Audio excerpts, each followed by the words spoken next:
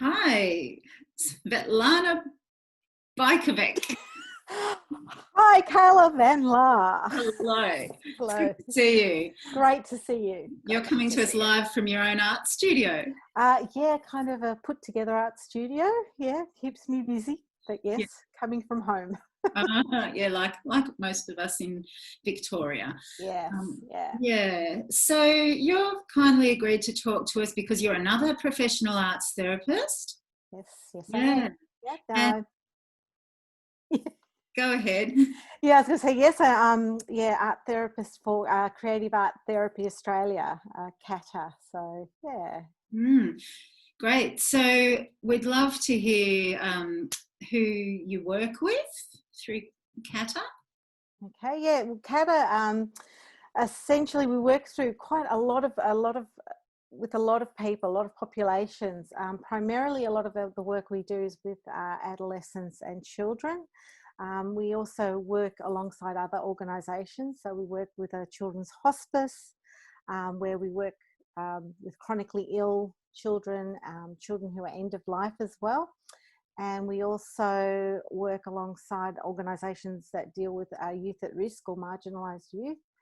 We've also working in collaboration with VACRO, which is a parolee dads and their children, reconnecting them. That's what the program's called, Reconnect.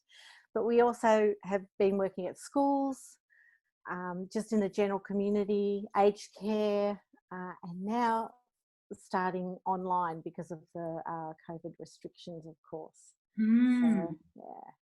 Yeah, so I guess from what you're saying, it sort of paints a picture of how adaptable arts therapy is to many different situations. Absolutely, it absolutely is. It doesn't, and age groups too.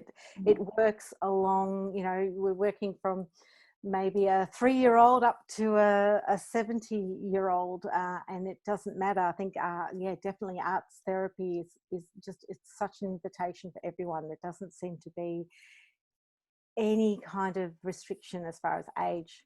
Mm, So yeah, mm. it's a wonderful way to work.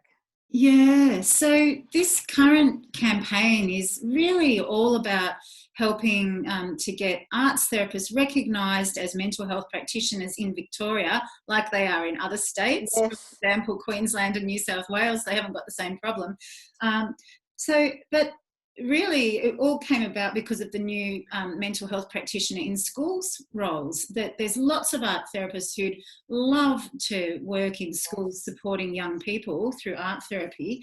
And so I guess what's important for us to hear from you is some of the ways that arts therapy can engage young people, especially in schools, and how is that beneficial? Oh, it definitely can engage. Number one, offering any kind of that sense of art making is just this open door for youth in particular, and at schools, because talk therapy is just, it can be quite difficult to talk to someone about certain issues, whereas when the invitation is to make art but express yourself creatively, it's a really it's almost like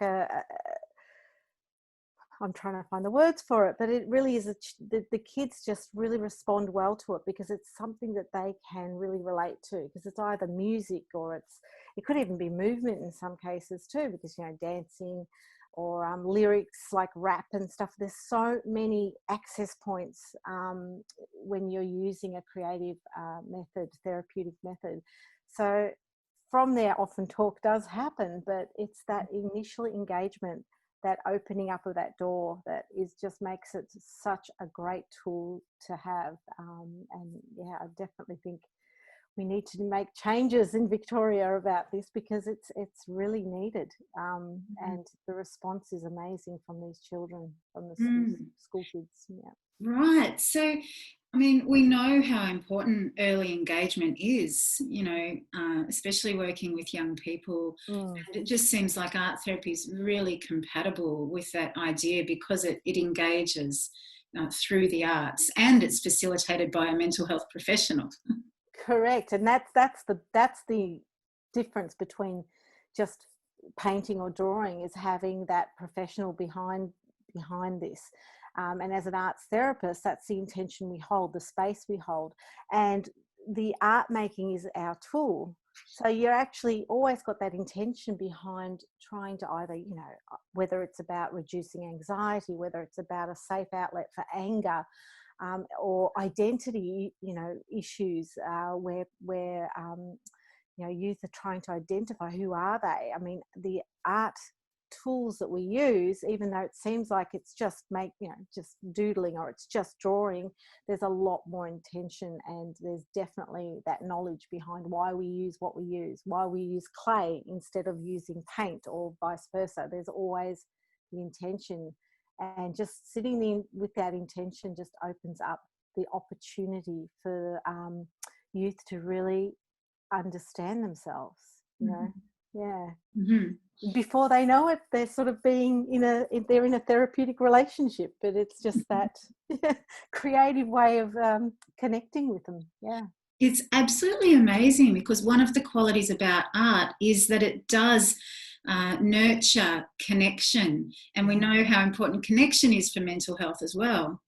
Definitely, yeah, absolutely. And the group itself, if you're working in a group, especially at schools, and just the experience of working within a curriculum where we had the art therapy sessions running throughout the day, and the group itself becomes this almost part of the therapy itself, because they start to empathize. There's some altruism going on. There's this expansion of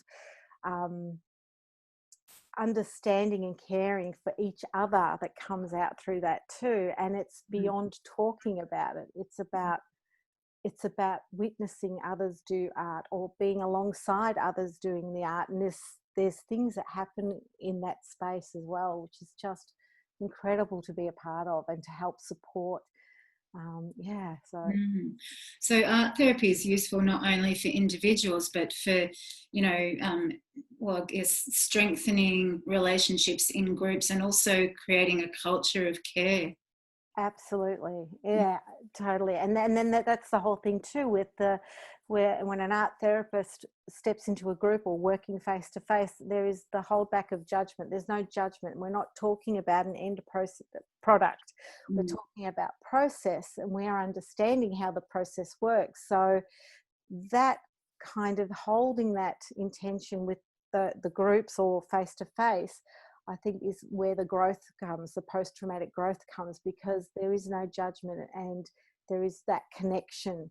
And it's almost like it is a learning tool too, because there's, as I said, art therapists can work through that session with this kind of learning and understanding, and it's kind of done together with the art making. So it's just beautiful. It goes beyond talk therapy, beyond words. I don't even have words to describe how awesome it is when you've got the ability to use art materials to express.